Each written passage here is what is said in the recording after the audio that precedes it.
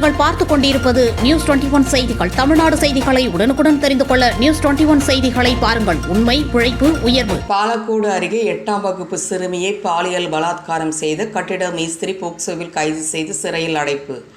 தருமபுரி மாவட்டம் மகேந்திரமங்கலம் அடுத்துள்ள கிராமத்தை சேர்ந்த கூலி தொழிலாளியின் 13 வயது மகள் அப்பகுதியில் உள்ள பள்ளியில் 8ஆம் வகுப்பு படித்து வந்தார். பாலக்கோடு அருகே கோடியூர் கிராமத்தை சேர்ந்த கட்டிட மேஸ்திரி ராமமூர்த்தி வயது 22 என்பவர் சிறுமியின் வீட்டின் அருகே கட்டிடம் வேலை செய்ய சென்றவர். சிறுமியிடம் நைசாக பழகி கடந்த ஆகஸ்ட் மாதம் சிறுமியை பாலியல் வன்புணர்வு செய்துள்ளார். ராமமூர்த்தி நடவடிக்கையில் சந்தேகமடைந்த பெற்றோர் இனி வீட்டு பக்கம் வரக்கூடாது என எச்சரித்து உள்ளார்.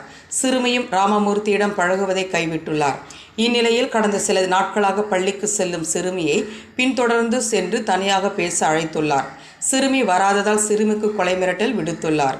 இது குறித்து சிறுமியின் தாய் பாலக்கோடு அனைத்து மகளிர் போலீசில் கொடுத்த புகாரின் பேரில் இன்ஸ்பெக்டர் வீரம்மாள் கட்டிட மேஸ்திரியை கைது செய்து சிறையில் அடைத்தனர். நியூஸ் 21 செய்திகளுக்காக முனியப்பன்.